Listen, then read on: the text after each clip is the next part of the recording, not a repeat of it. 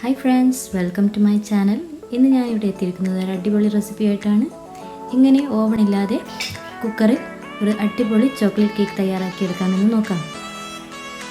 ഇതുപോലെ സോഫ്റ്റും ക്രീമിയുമായിട്ടുള്ള chocolate cake എങ്ങനെ തയ്യാറാക്കി എടുക്കുന്നതെന്ന് നമുക്ക് നോക്കാം.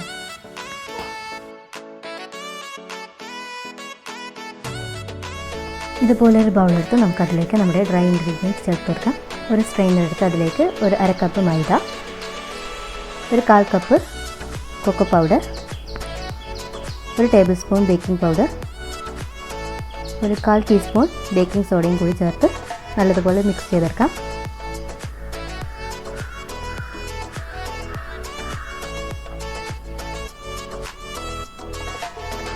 ഇതിലേക്ക് കുറച്ച് ഉപ്പ് കൂടി ചേർത്ത് നല്ലതുപോലെ മിക്സ് ചെയ്തെടുക്കാം.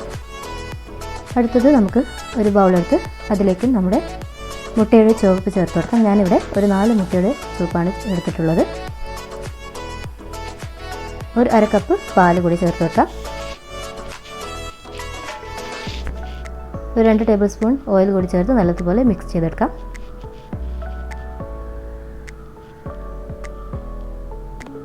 ഇതിലേക്ക് നമ്മൾ സ്ട്രെയിൻ ചെയ്ത് വെച്ചിരുന്ന ഡ്രൈ ഇൻഗ്രീഡിയൻസ് ചേർത്ത് കൊടുക്കാം.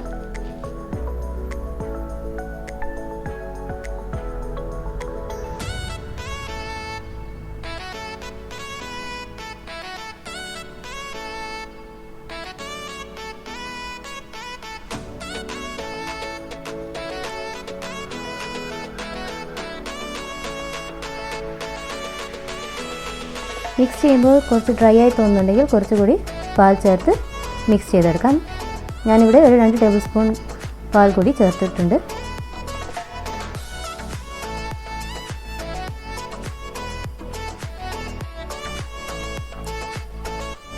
ഈ ഒരു കൺസിസ്റ്റൻസിയാണ് നമുക്ക് നമ്മുടെ ബാറ്ററിന് ആവശ്യം. ഇതിനെ ഒരു സൈഡിലോട്ടേക്ക് മാറ്റി വെച്ചെടുക്കാം.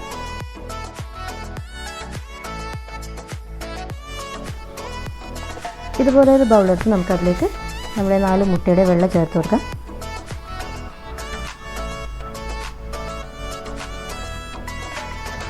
ഇത് നല്ലതുപോലെ ബീറ്റ് ചെയ്തെടുക്കാം. നമുക്ക് മുട്ടയുടെ വെള്ള ചെറുതായി പതിഞ്ഞ് വരുമ്പോൾ നമുക്കതിലേക്ക് നമ്മുടെ പഞ്ചസാര ചേർത്ത് കൊടുക്കാം. 3 ബാച്ചായിട്ടാണ് ഞാനിവിടെ പഞ്ചസാര ചേർത്ത് ബീറ്റ് ചെയ്തെടുക്കുന്നത്.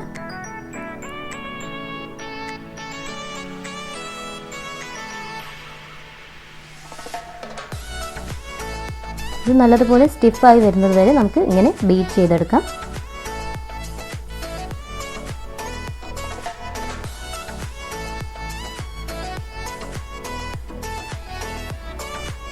ഈ ഒരു കൺസിസ്റ്റൻസി ആകുമ്പോൾ നമുക്ക് ബീറ്റിംഗ് നിർത്തി വെച്ചെടുക്കാം. ഇനി നമുക്കിത് നമ്മുടെ ബാറ്ററിലേക്ക് മിക്സ് ചെയ്തെടുക്കാം.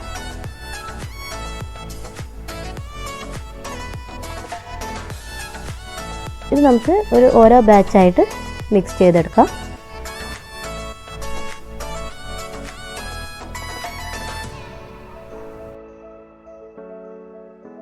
ഇതുപോലെ കുറേശ്ശെ ചേർത്ത് നല്ലതുപോലെ മിക്സ് ചെയ്തെടുക്കാം. ഈ ഒരു രീതിയിൽ ഫോൾഡ് ചെയ്തിട്ട് നല്ലതുപോലെ മിക്സ് ചെയ്തെടുക്കാം. ഇതുപോലെ സ്ലോ ആയിട്ട് തന്നെ മിക്സ് ചെയ്തെടുക്കണം.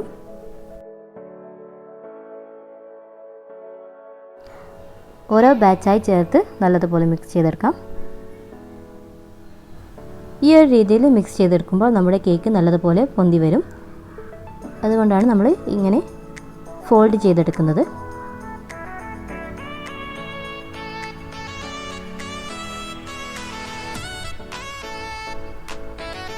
നമ്മുടെ ബാറ്റർ ഇവിടെ തയ്യാറായിട്ടുണ്ട്. ഇനി അടുത്തത് നമുക്ക് നമ്മുടെ കുക്കർ ചൂടാക്കിയെടുക്കാം.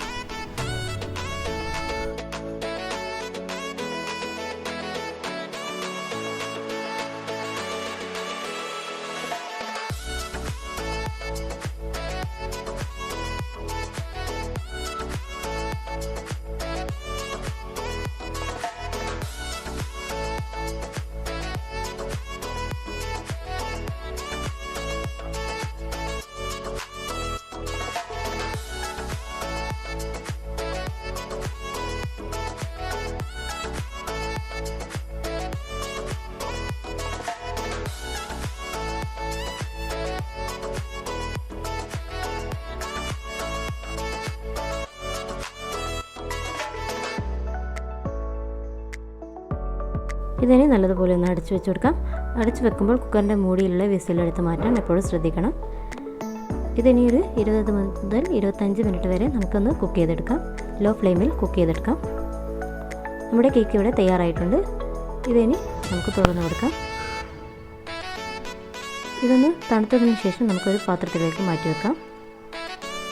അടുത്തത് നമുക്കിനി ഫ്രോസ്റ്റിംഗ് തയ്യാറാക്കിയെടുക്കാം. ഇതുപോലൊരു ബൗളെടുത്ത് നമുക്കതിലേക്ക് ഒരു 300 ഗ്രാം വിപ്പിംഗ് പൗഡർ ചേർത്ത് കൊടുക്കാം. നിങ്ങൾക്ക് വേണമെന്നുണ്ടെങ്കിൽ വിപ്പിംഗ് ക്രീമും യൂസ് ചെയ്യാം.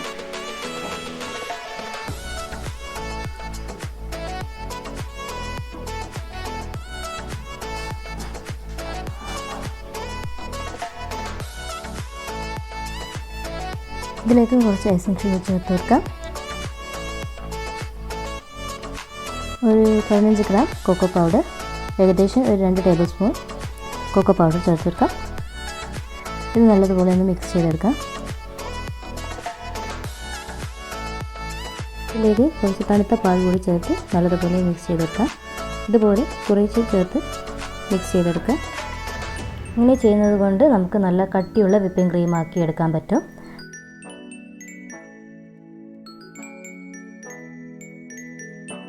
നമ്മുടെ വിപ്പിംഗ് ക്രീം ഇവിടെ തയ്യാറായിട്ടുണ്ട്. ഇനി ഇത് നമുക്കിനി ഒരു സൈഡിലോട്ടേക്ക് മാറ്റി വെക്കാം. ഇനി നമുക്ക് അടുത്തത് നമ്മുടെ കേക്ക് ഇതുപോലെ ഒരു പ്ലേറ്റിൽ വെച്ച് രണ്ടായി മുറിച്ചെടുക്കാം. ഇതുപോലെ ഒന്ന് പ്ലേറ്റ് ചെറുതായിട്ടൊന്ന് തിരിച്ചു കൊടുത്ത് നമുക്ക് മുറിച്ചെടുക്കാം. ഇങ്ങനെ മുറിച്ചെടുക്കുമ്പോൾ നമുക്ക് നല്ല 2 ഈവൺ ആയിട്ടുള്ള പീസ് കിട്ടും.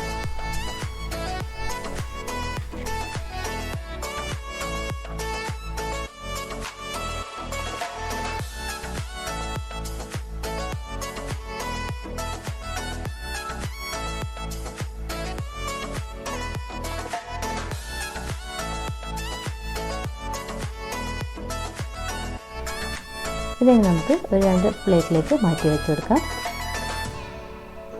ഇതിൻ്റെ മുകളിലേക്ക് നമുക്ക് കുറച്ച് ഷുഗർ സിറപ്പ് കൂടി ചേർത്ത് കൊടുക്കാം. ഇങ്ങനെ ചെയ്യുന്നത് കൊണ്ട് നമുക്ക് കേക്കിൻ്റെ മോയ്സ്ചർ ഒന്നുകൂടി നിലനിർത്താൻ സാധിക്കും. നമ്മളിപ്പോൾ ഫ്രിഡ്ജിലൊക്കെ വെക്കുമ്പോൾ ഇതിൻ്റെ മോയ്സ്ചർ നഷ്ടപ്പെടാതിരിക്കാൻ വേണ്ടിയിട്ടാണ് ഇങ്ങനെ ചെയ്യുന്നത്.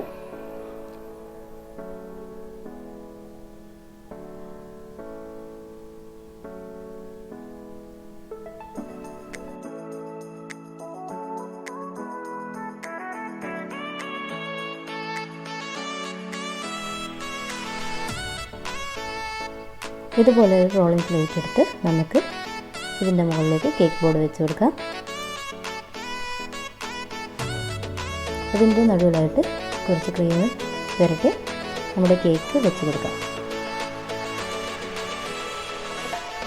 കേക്ക് ഇളകി പോവാതിരിക്കാൻ വേണ്ടിയിട്ടാണ് നമ്മളിങ്ങനെ ചെയ്യുന്നത്. ഇനി നമുക്ക് നമ്മുടെ വിപ്പിംഗ് ക്രീം സ്പ്രെഡ് ചെയ്ത് കൊടുക്കാം.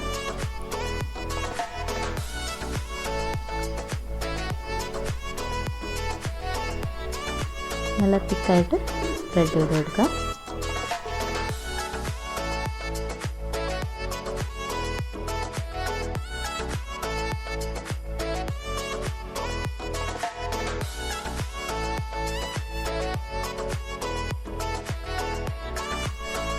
ഇനി സ്പ്രെഡ് ചെയ്തതിന് ശേഷം നമുക്ക് നമ്മുടെ സെക്കൻഡ് ലെയർ കൂടി വെച്ചെടുത്ത് ഫുള്ളായിട്ട് കവർ ചെയ്തെടുക്കാം.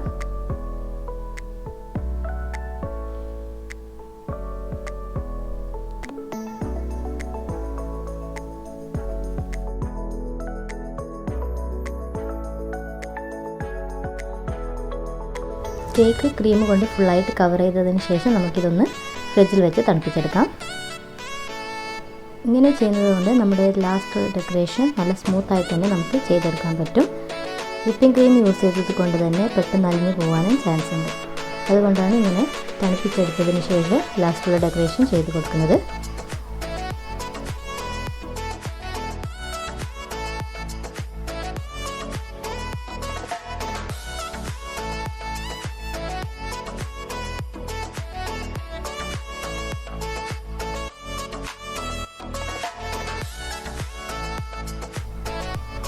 നമ്മുടെ ടേസ്റ്റിയും ക്രീമിയുമായിട്ടുള്ള ചോക്ലേറ്റ് കേക്ക് ഇവിടെ തയ്യാറായിട്ടുണ്ട്. ഇതെല്ലാവരും ഒന്ന് എന്തായാലും വീട്ടിൽ പരീക്ഷിച്ച് നോക്കണം. എല്ലാവർക്കും എന്തായാലും ഇഷ്ടപ്പെടും. ഇതുപോലുള്ള റെസിപ്പീസിനായി നിങ്ങൾ എൻ്റെ ചാനൽ എന്തായാലും സബ്സ്ക്രൈബ് ചെയ്യുക. Thank you for watching.